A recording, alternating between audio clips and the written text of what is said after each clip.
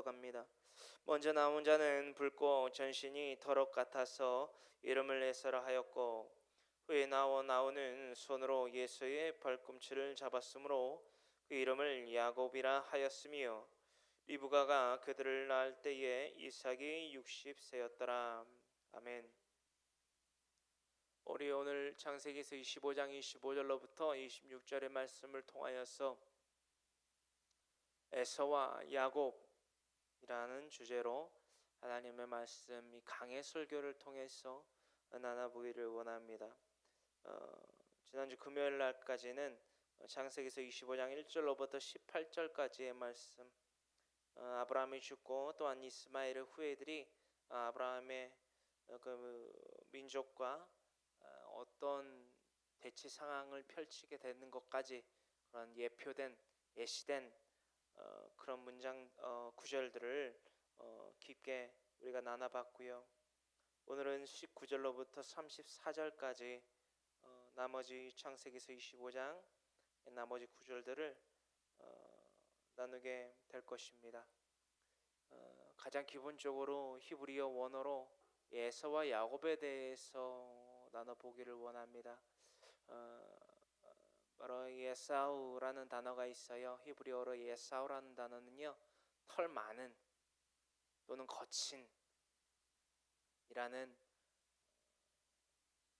뜻을 갖고 있습니다.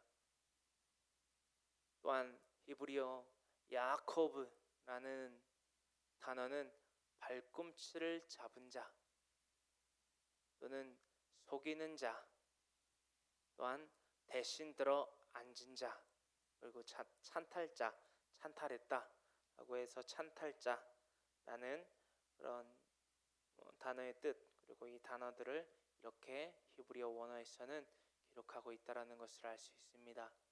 에사와 야코브, 이 중심 두 개의 단어, 오늘 창세기서 25장 나머지 구절들을 나눌 때에 우리의 심령 가운데 깊게 새기면서 우리는 어떠한 자가 되어야 되는지, 또한 이 에서와 야곱이라는 인물들을 통해서 하나님이 우리에게 뜻하고자 하시는 하나님의 뜻은 무엇인지, 은은 무엇인지 우리가 분명히 알고 하나님을 잘 알고 잘 믿게 되는 데까지 이르기를 간절히 소망합니다. 그러면 계속 이어서 19절로부터 한 구절 한 구절 이렇게 나눠보기를 원해요. 우리 함께 나눕니다. 아브라함의 아들 이삭의 족보는 이러하니라. 아브라함이 이삭을 낳았고, 아브라함의 아들 이삭의 족보, 가장 크게는 아브라함의 족보라고 해도 과언이 아니고, 특히나 지금은 에서와 야곱이 다뤄질 것이기 때문에 이삭의 족보에 대해서 언급하고 있습니다. 이삭의 족보는 이러하니라. 아브라함이 이삭을 낳았고, 20절, 이삭은 40세에 리브가를 맞이하여 아내를 삼았으니, 리브가는 바단 아람의 아람 족속 중 부두엘의 딸이요 아람 족속 중 라반의 누이였더라 라고 기록이 되어 있어요.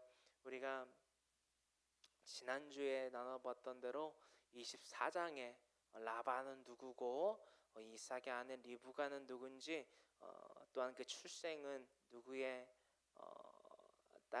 딸인지, 그리고 그 누구의 동생인지 분명히 기록되어 있다는 것을 알 수 있습니다. 다시 한번 언급되어 있는 거고요.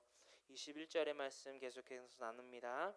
이삭이 그의 아내가 임신하지 못하므로 그를 위하여 여호와께 간구하며 여호와께서 그의 간구를 들으셨으므로 그의 아내 리브가가 임신하였더니 라고 기록이 되어 있습니다. 이삭이 40세에 이삭은 40세에 리브가를 맞아야 했다라고 20절에 기록이 되어 있는데, 지금 나이 40세와 그때 나이 40세는 완전히 다른 거예요. 그렇죠? 아브라함은 100세 때 누구를 낳았죠? 근데 지금 아브라함의 아들 이삭이 몇 세 때에 리브가를 아내로 맞았다고요? 예? 20절에 나오잖아요. 40세에 리브가를 맞이했다라고 돼 있어요. 그렇죠? 근데 40세에 아들을 못 낳는 거에 대해서 많이 조급했을까요? 세월이 많이 지났으면 몰랐을까? 그때 당시에 이삭이 40세의 나이를 갖고 있는 그 이삭이 자신의 아버지 아브라함이 자신을 100세 때 낳았던 것을 이삭은 알았을까요? 몰랐을까요? 알았겠죠. 당연히 알았겠죠. 근데 어떤 이들은 전전긍긍했다, 조급했다라고 말씀하시는 분도 더러 있을지 모르겠지만 어쨌든 간에 이삭은 자신의 혹은 자신의 아내 40세에 맞이한 부엘라 헤로이에서 맞이한 자신의 아내 리브가가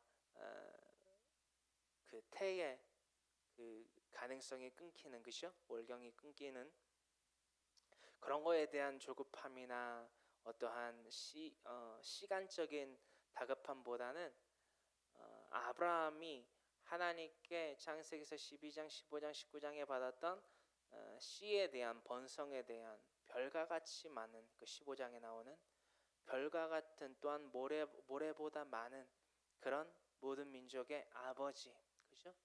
모든 민족의 아버지가 될 것이라는 그 너의 허리에서 너의 씨 가운데에서 많은 민족이 날 것이라는 하나님의 언약을 또한 그의 성취를 내가 좀 받았으면 좋겠다. 혹은 내 다음 해에 그리고 나의 후손 그 어느 대에서 그것이 이루어질지 모르겠지만 그 하나님의 확약이 분명히 이루어질 것을 믿습니다. 라고 해서 하나님께 부르짖었을 확률이 아주 크다라고 이 앞에 있는 황모세라는 주의 종은 해석하고자 합니다. 어떤가요? 두 가지 측면을 다 여러분들에게 말씀드린 거예요. 환경적으로 전전긍긍했다. 첫 번째. 두 번째는 아니다. 환경적인 급급함이 먼저가 아니라 아브라함 즉 자신의 아버지에게 하나님이 확약하신 그 언약의 말씀이 이루어져야만 하고 이루어질 것이다라는 믿음의 기반이 더욱 컸다. 그래서 부르짖었다라는 것을 두 가지를 동시에 말씀을 드렸습니다. 그래서 그의 간구를 들으셨으므로 그의 아내 리브가가 뭐했다고요? 임신을 하였어요. 근데 이게 웬일입니까? 22절에 그 아들들이 하고 다 같이 읽는 거예요. 이러면은 그 아들들이 그의 태 속에서 서로 싸우는지라 그가 이르되 이럴 경우에는 내가 어찌할꼬 하고 가서 여호와께 묻자온대. 아멘.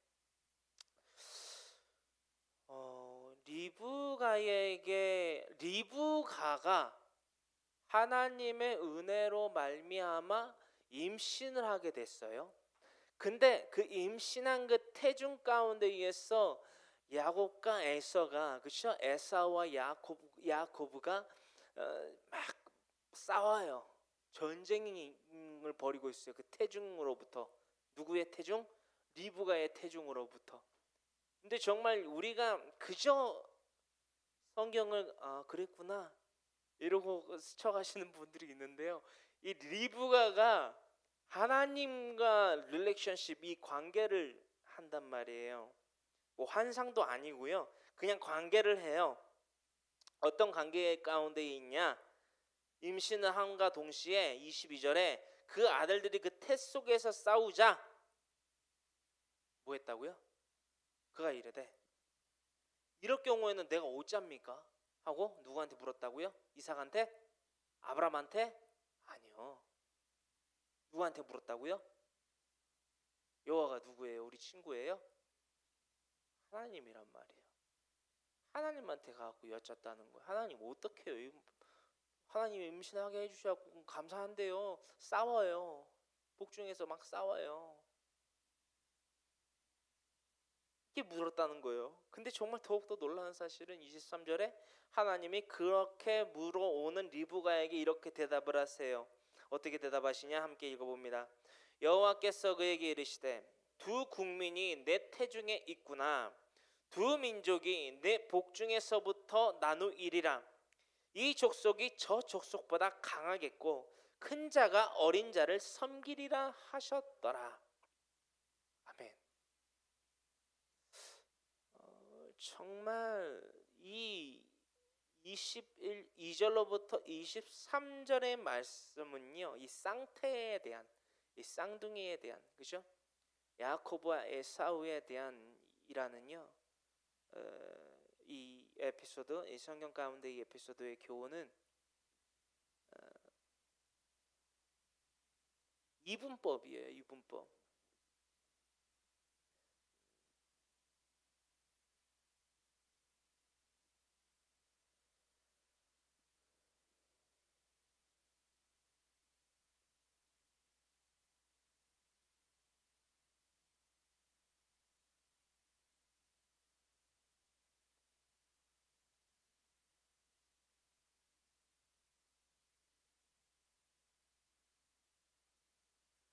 두 개의 갈래로 나눠요. 어떻게 나누냐? 야곱과 에서가 있듯이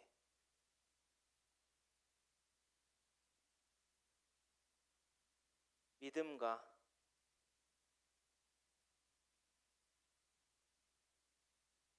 믿지 않음, 불신,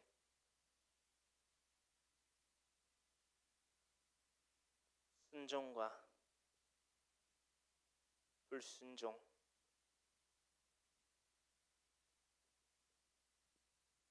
라는 이분법적 해석이 가용되어집니다. 왜 이게 가능한 것인지 우리가 잠깐 살펴보길 원해요.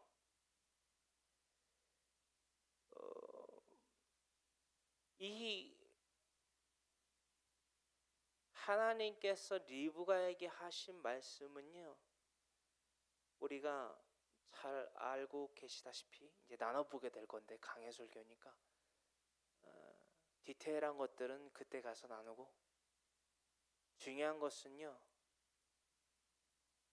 이 말씀의 언약이 그때 당시에 이삭이나 리브가는 알지 못했지만 훗날 그 말씀이 고스란히 이루어지죠.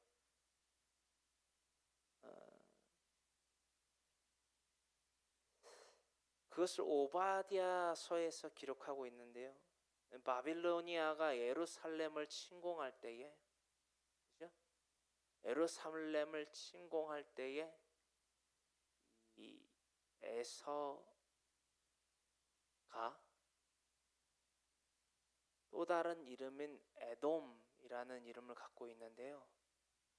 그 에돔이라는 이름을 갖고 있는 민족이 그의 형제인 이스라엘 민족, 즉 예루살렘을 바벨로니아가, 그죠? 훗날 바빌론이 찬탈하는 데에, 침략하는 데에 그의 힘을 더하여 줍니다.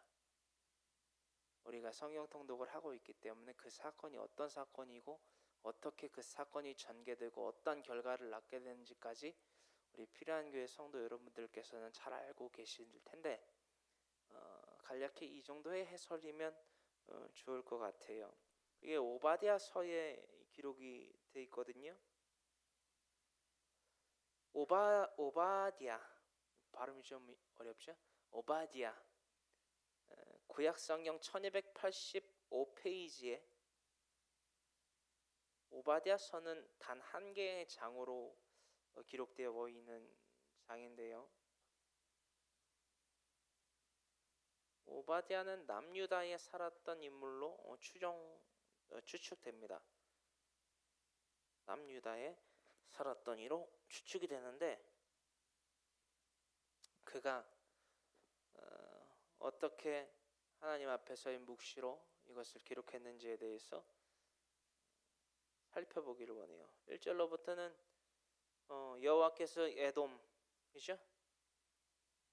에서가 조상으로 되고 있는 에돔인이라고 해도 되는데, 에돔을 심판하시는 것에 대해서 2절로부터 9절까지 기록되어 있고, 10절로부터는 그 에돔의 죄에 대해서 기록이 되어 있어요. 우리가 10절로부터 14절까지 한번 읽어보면 좋겠어요. 오바댜서 1장 10절로부터 14절의 말씀 함께 합독합니다. 시작. 내가 내 형제 야곱에게 행한 포악으로 말미암아 부끄러움을 당하고 영원히 멸절되리라. 내가 멀리 섰던 날 곧 이방인이 그의 재물을 빼앗아 가며 외국인이 그의 성문에 들어가서 예루살렘을 얻기 위하여 제비 뽑던 날에 너도 그들 중 한 사람 같았느니라. 네가 형제의 날 곧 그 재앙의 날에 방관할 것이 아니며 유다 자손이 패망하는 날에 기뻐할 것이 아니며 그 고난의 날에 네가 입을 크게 벌릴 것이 아니며 내 백성이 환난을 당하는 날에 네가 그 성문에 들어가지 않을 것이며 환난을 당하는 날에 네가 그 고난을 방관하지 않을 것이며 환난을 당하는 날에 내가 그 재물에 손을 대지 않을 것이며 내 거리에 서서 그 도망하는 자를 막지 않을 것이며 고난의 날에 그 남은 자를 원수에게 넘기지 않을 것이니라. 아멘. 왜 이 오바댜서에서 기록되고 있는 10절로부터 기록되고 있는 이 말씀에 대한 정죄함을 받을 수밖에 없었는가? 에서가 에돔인이 왜 그 뿌리의 근간이 어떤 태생이길래 어떤 성정을 갖고 있길래 그랬는가? 큰 맥락에서 보면 하나님께서 에돔민을 이렇게 쓰시려고 부리시려고 막대기로 쓰시려고 태생케 하고 자라나게 하고 그 성정을 갖고 역사 가운데에 한 도구로 쓰신 것이다 라고 하는 게 맞지만 우리가 그것보다도 지금 이 강해 설교를 알아보고자 하는 취지가 뭐냐? 각기 성경의 히스토리와 즉 역사와 문화와 언어와 인물적으로 표기되어 있는 기록되고 있는 각기 구절의 말씀들이 저와 여러분들의 현 시대에 살고 있는 저와 여러분들의 삶 가운데에서 어떠한 것을 깨닫고 어떠한 것을 진취적으로 목표로 삼아 살아가게 하는지가 궁극적인 목표이다 라는 것들을 우리가 알았으면 좋겠어요.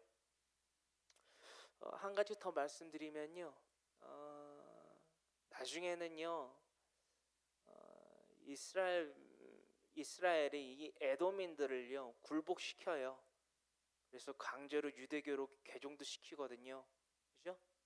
강제로 유대교로 개종도 시키는데 뭐 한순간뿐이었고 결국에는 날마다 전쟁을 하고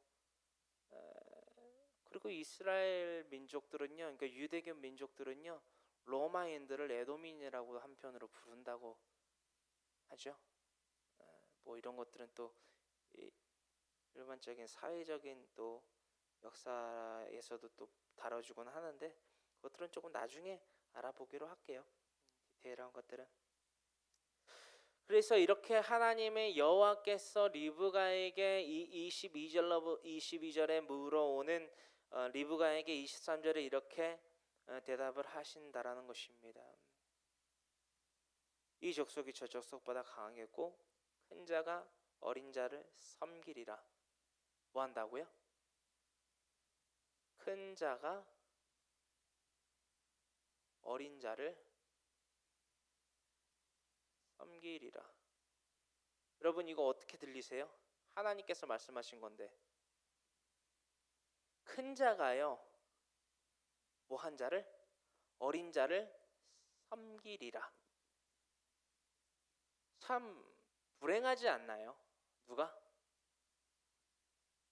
형의 내서가. 아니 태중부터 뭐 싸운 건 그렇다 치고 그죠? 태중부터 리브가가 하나님한테 물었잖아요. 21절에. 근데 하나님께서 대답하시기를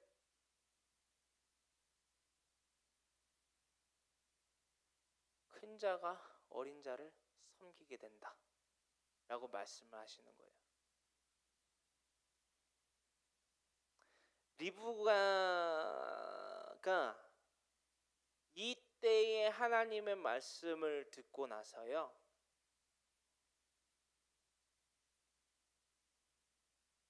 하나의 리브가의 독대적인, 리브가 입장에서 보면 독대적인 하나의 약속과 언약으로 받아들이게 돼요. 왜? 둘째잖아요, 그렇죠? 야곱이 둘째인데 궁금했어요. 성경을 공부하는 사람으로서 궁금했어요. 왜 첫째 장자가 아니라, 그렇죠? 둘째인 야곱을, 제이콥이라고 하는 야곱을 왜 아끼고, 우리가 나눠볼 거지만 왜 장자권에 대한 축복을 받게끔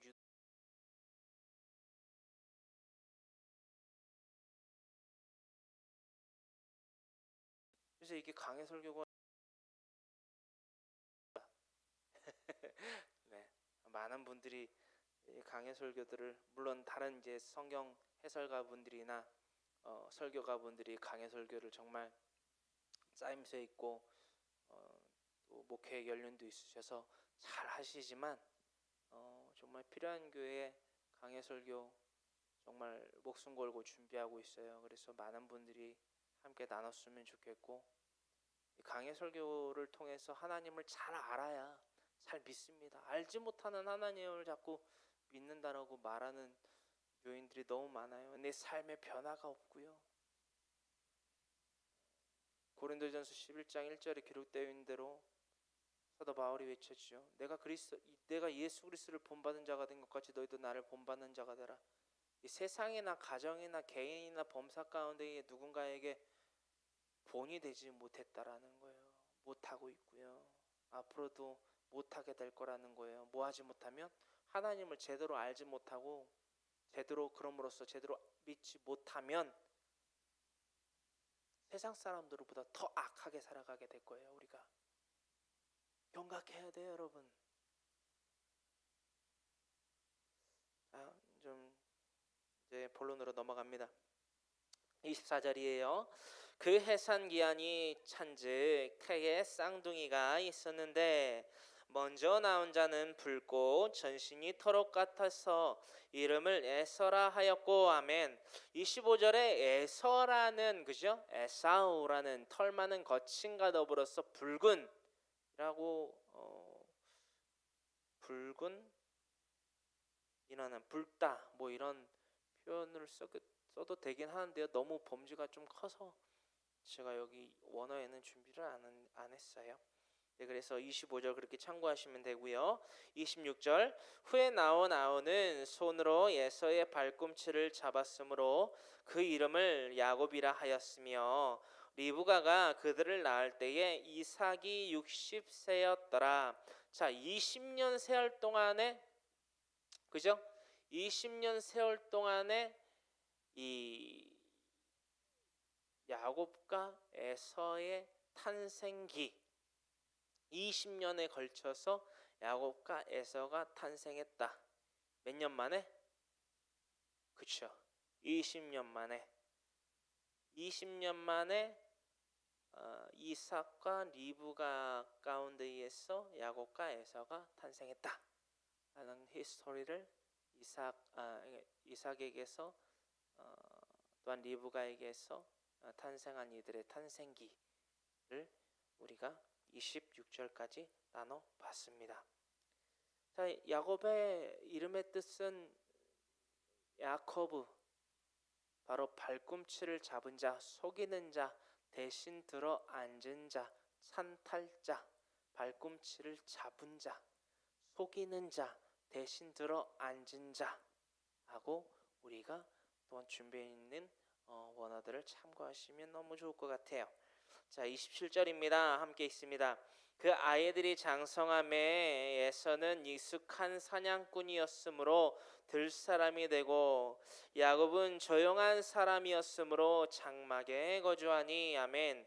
자, 27절 창세기서 25장 27절의 말씀, 우리가 강해 설교를 나누기 훨씬 이전에 제가 이 부분들을 몇 번 나눴던 적이 기억납니다. 네, 뭐 흔히 말하는 레마 설교라고 하는데, 그 레마 설교에서 제가 나눴던 부분들 가운데에 야곱과 에서는 들에 익숙한 사냥꾼이었고, 그죠? 야곱은 조용한 사람이었으므로 장막에 거했다. 이것은 또 한편으로는 뭐냐? 에서는 자신을 의지했고 야곱은 하나님께 예배드리는 예배자의 삶을 살았다라고 정의를 해서 여러분들에게 말씀을 드렸어요. 그 모든 이 하나의 그 야곱과 에서에 대한 정의를 내림 가운데에 이제는 여러분들이 아 그랬구나가 아니라 아 그랬지 그래 맞아라는 이해가 되실 거예요. 왜? 아브라함이 어떤 시대라고요? 족장 시대. 그리고 예배자, 특히나 육체의 할례를 받았던 아브라함의 시족, 그죠? 아브라함의 일족의 일대기가 지금까지도 나누고 있기 때문에 충분히 장막에 거했다라는 것은 이 모든 것과 연계가 될까요? 안 될까요? 되겠죠. 자, 이렇게 성경은 푸는 거예요. 아, 뭐 조용하다고 그래갖고 뭐 방콕을 했구나 이게 아니라 뭘 했겠냐라는 거예요. 장막에 거해서 조용한 성품을 가진 조용한 성정을 가진 야곱이 장막에 거해서 뭘 했겠냐? 팥죽만 끓인 것이 아니라는 거예요. 송아지 요리만 한 게 아니라는 거예요. 예배를 드린 예배자였다라는 것을 충분히 모든 역사적으로 거슬러 올라가서 보면 유추를 할 수 있다라는 것이요. 28절 함께 나눕니다. 이삭은 에서가 사냥한 고기를 좋아하므로 그를 사랑하고 리브가는 야곱을 사랑하였더라. 아멘. 22절로부터 23절의 모든 내용의 전개가 딱딱딱 블록 맞추기 하듯이 들어맞아가고 있네요. 그렇죠? 이삭은 에서가 사냥한 고기를 좋아했대요. 이삭은 에서가 사냥한 고기를 좋아했다. 이게 무슨 말이냐? 이 28절에 아브라함이요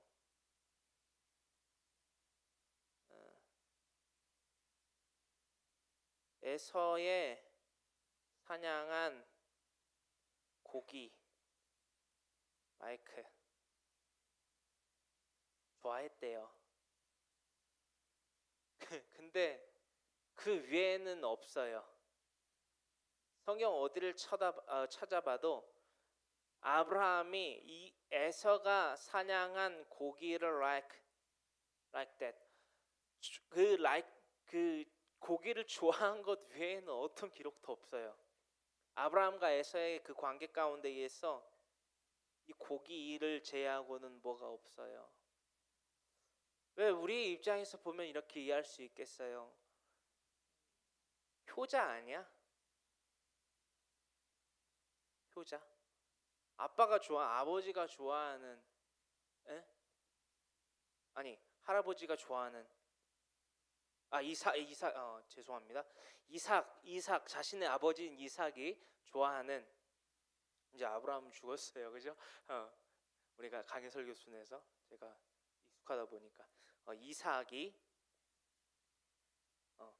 이삭이 좋아하는 고기를 에서가 갖다가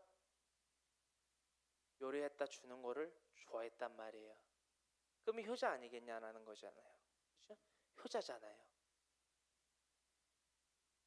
효자일 뿐이라는 거예요. 효자일 뿐이라는 거예요.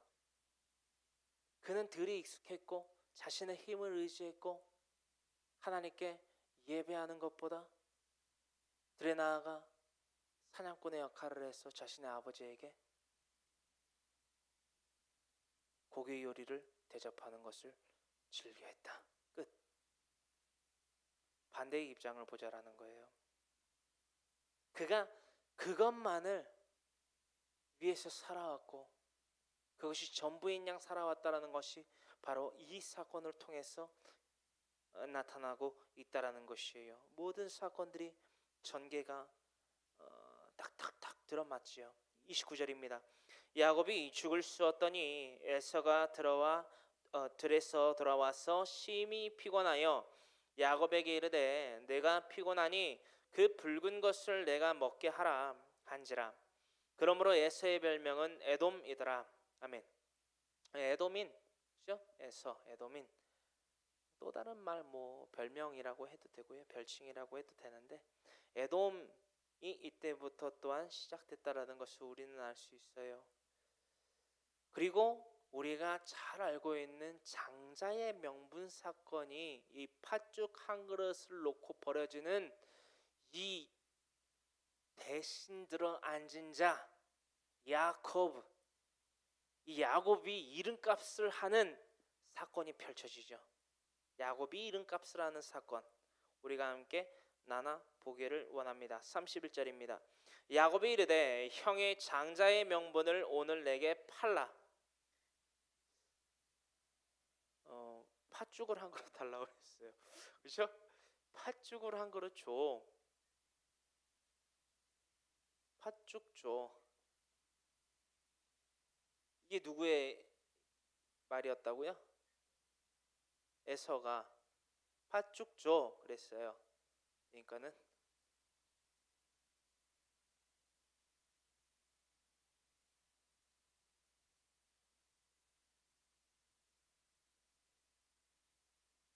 야곱이 뭐라고 그랬다고요? 장자의 명분 팔아. 아니 뭐 했다가요? 팥죽을 이런 생각해봤어요. 야곱이 뭐 다투면서 태어났다고 해도, 태중에서부터 다퉜다고 그래도 형인 에서와 같이 살았잖아요, 공존에서. 알았겠다라는 거예요. 왜 팥죽을 하필이면은 중간에 놓고 이런 거래를 성사시켰는가? 야곱이요, 에서를 알았다라는 거예요. 뭐 하는 사람인지? 들에 익숙한 사냥꾼인 것만이 아니라 팥죽을 좋아하는 사람이었다는 거. 우스갯소리를 하는 게 아니에요, 여러분. 여기에는 큰 메시지가 담겨져 있어요.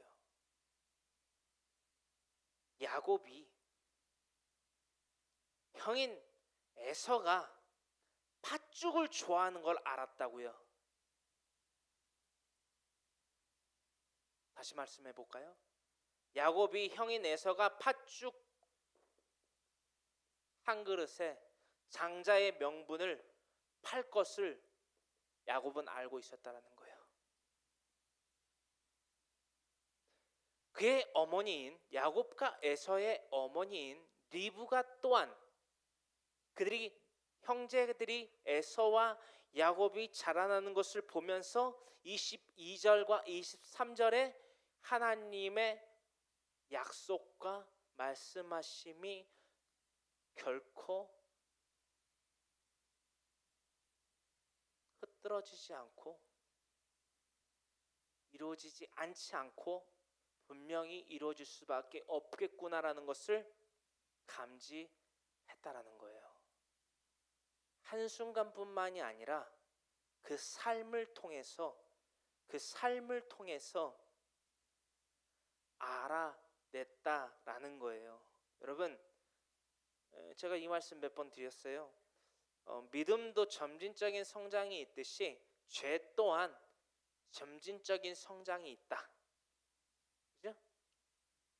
야고보서 1장 15절에 욕심이 뭐한즉 잉태한즉 죄를 낳고요. 죄가 장성한즉 사망을 낳는 거예요. 사망.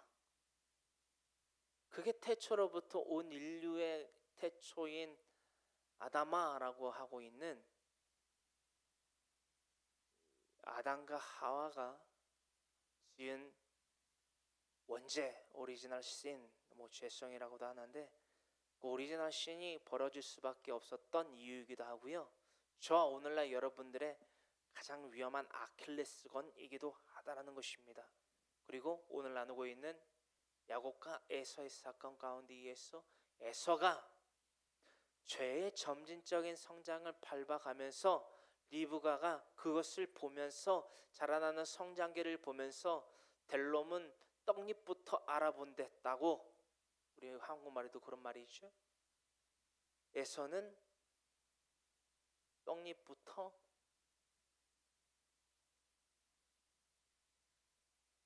아니다 라는 것을 리브가가 알게 됐다라는 거예요. 그저 야곱이 이것 때문에 조금 얘가 더 괜찮네 이게 아니라요. 이미 하나님의 말씀의 그 대답의 컨펌이 이루어졌고 그럴 수밖에 없겠구나라는 것들을 환경을 통해서 깨달았다는 것을 우리는 이 창세기에서 25장 후반절 19절로부터 계속해서 깨닫게 되고 있습니다. 아, 그랬구나가 아니라 나는 그렇게 살아가고 있지는 않은가. 이게 오늘의 우리의 뼈를 때리는 교훈이라는 거예요. 말씀을 준비하면서요, 너무 두려워요. 너무 떨려요. 이것을 한마디로 경외함인데요. 하나님을 경외함, 두려움, 떨림, 하나님을 경외함. 여러분 말씀을 묵상하시고 강해 설교를 통해서 나누시면서 이 하나님께 대한 경외함을 우리가 가져야만 된다라는 거예요. 할렐루야. 32절에 에서가 야곱의 그 정말 우리의 입장에서 봤을 때는 얼뚜당도 않는 거래를 성사시키는 것을 한번 보자라는 거예요.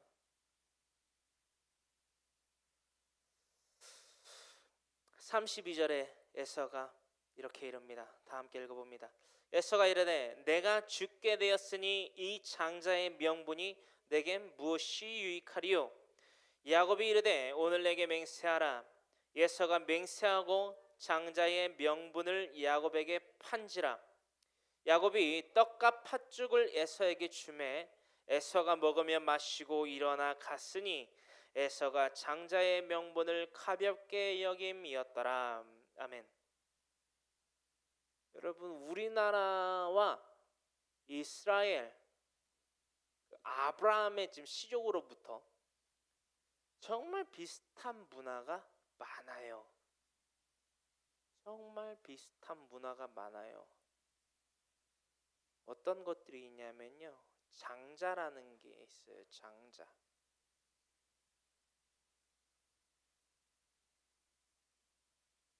장남 뭐 이런 것들이 있잖아요.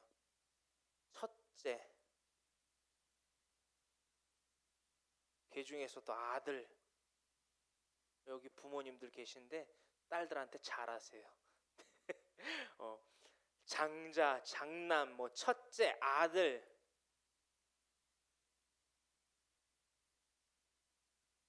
대표적인 슬로건들이거든요.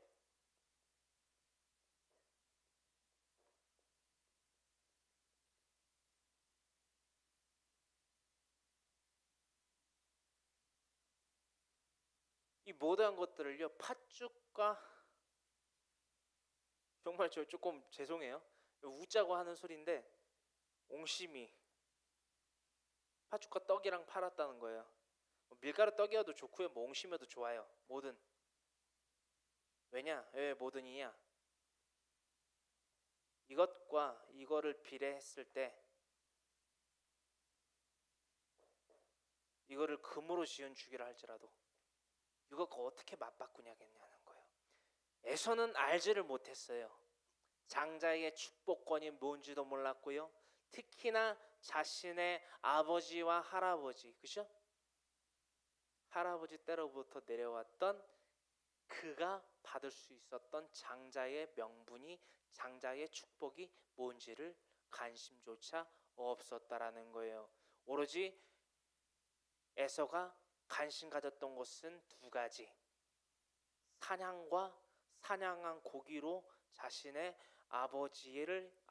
자신의 아버지인 이삭의 배를 불려주는 것. 또 한 가지를 더하자면 배고픔을 못 참았네요.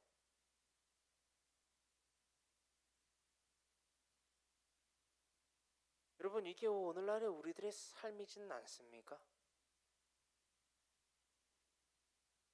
어떤 것들이 조금 여러분들의 삶 가운데에서 연계되어 묵상되시나요? 어떤 것들이 좀 찔리시냐라는 거예요.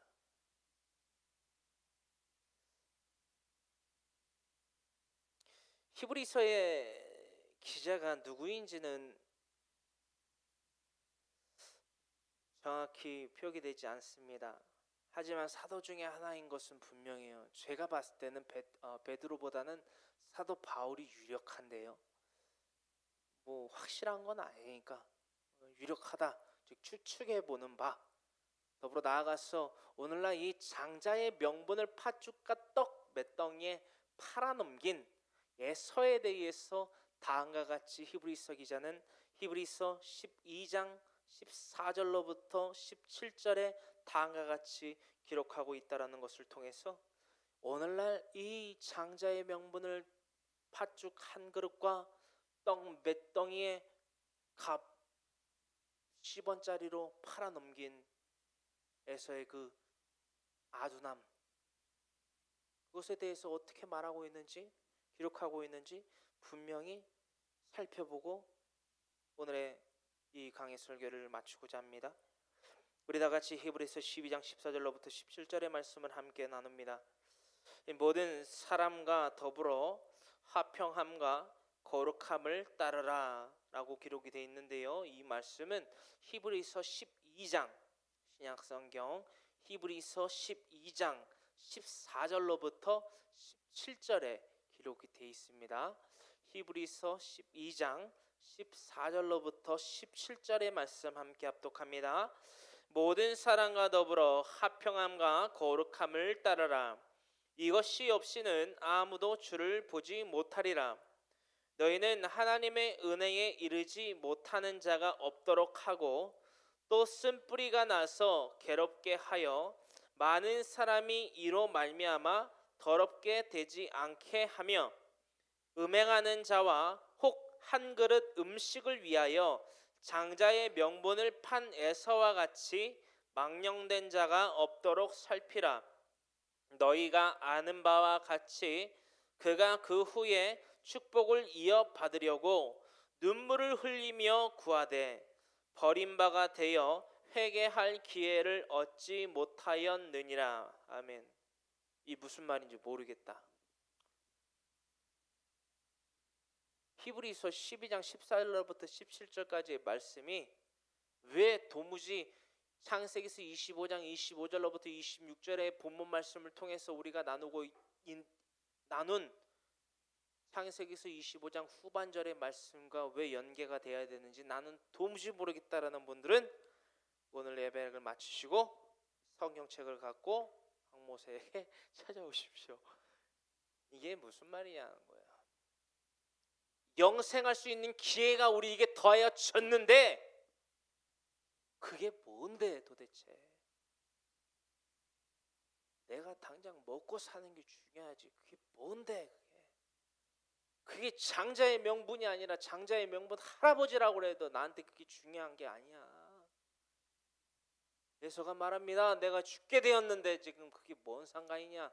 장자의 명분이 나랑 뭔 상관이 있느냐? 그게 대수냐? 한국에는 참 언어의 신비함이 있어요. 그게 대수냐?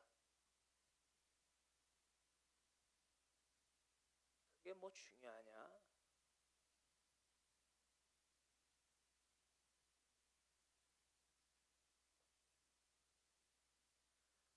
내가 당장 핀잔듣게 생겼고 내가 당장 머리 끄댕이 잡히게 생겼고 내가 지금 얼굴에 침 맞게 생겼고 얼굴에 주먹질 맞게 생겼는데 지금 복음 전파가 대수냐? 영생의 기회를 전하는 게 대수냐? 제가 많은 그 이단 사역뿐만이 아니라 많은 그 청년들의 그 신앙 상담도 해요. 하는데 그들의 중심을 이렇게 들춰보면 통상적으로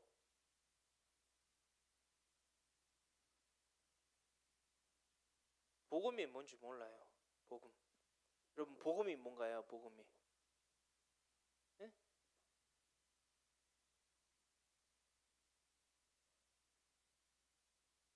영어는 가스펠이라고 하는데 복음이 뭐냐라는 거예요. 복음이.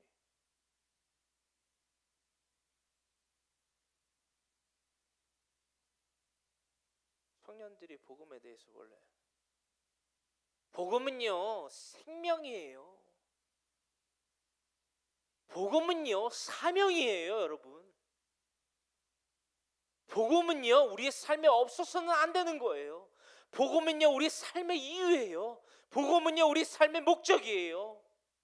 복음은요 우리 삶의 중심이에요. 복음은요 예수님이에요. 그리스도스. 이게 없이 어찌 우리가 그리스도인이라고 스스로 떠들 수 있습니까? 많은 사람이 지지배배 떠들긴 해요.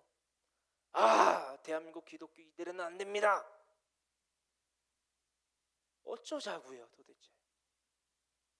안 된다며요. 그러면 되게 해야 될 거 아니에요. 안 되면 되게 해라. 뭐부터 알아야겠느냐. 해결 방안이 있어야 될 거 아니에요. 네가 잘못해서 그랬다. 네가 잘못해서 그랬다. 그거 그만하고요. 어떻게 상생하겠냐라는 거 다 같이 살 수 있겠냐는 거예요. 저는 오늘날 여러분들에게 이것을 제시합니다. 복음.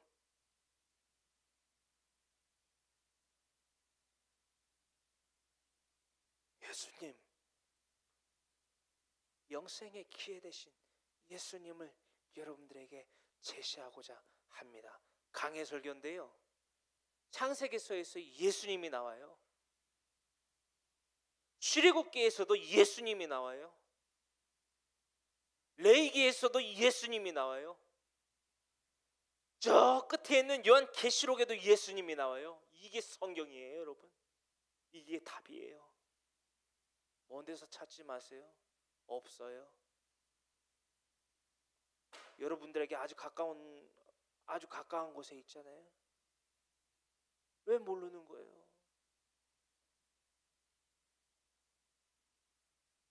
많은 사람들이 제게 묻습니다. 더러는 저를 무시도 하거든요. 어려 보인다고? 뭐 이런 말까지 굳이 안 해도 되는데. 궁극적으로 저한테 대부분 사람들이 물어오는 그게 이거예요. 퀘스천이. 당신은 어떻게 하다 그렇게 살게 됐습니까? 내가 아는 당신은 그 정도의 사람이 아닌데 어떻게 하다 그렇게 예수쟁이가 됐습니까? 제 신앙은요 아주 합리적이에요. 두루뭉술하지가 않아요. 아주 합리적이에요. 여러분 합리적인 믿음을 갖고 싶으십니까? 내가 왜 예수님을 믿고 내가 왜 일주일에 단 한 번이 될지라도 교회라는 건물에 나와서 2시간 3시간 엉덩이를 붙이고 앉아있는지에 대한 합리성을 찾고 싶으십니까? 내가 그래야만 하는 이유, 내가 삶 가운데 있어 예수님을 전해야만 하는 이유, 오늘날 나누게 된 예수 그리스도의 이름이 여러분들에게 잔소리가 되지 말아야만 하는 이유, 명분.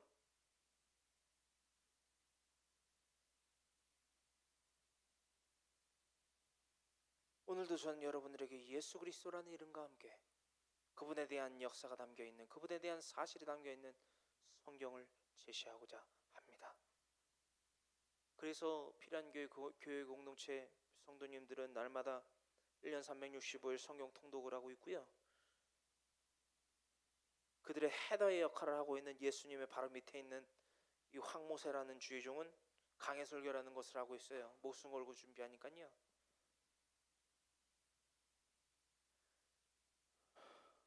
많은 분들이 들으셨으면 좋겠어요.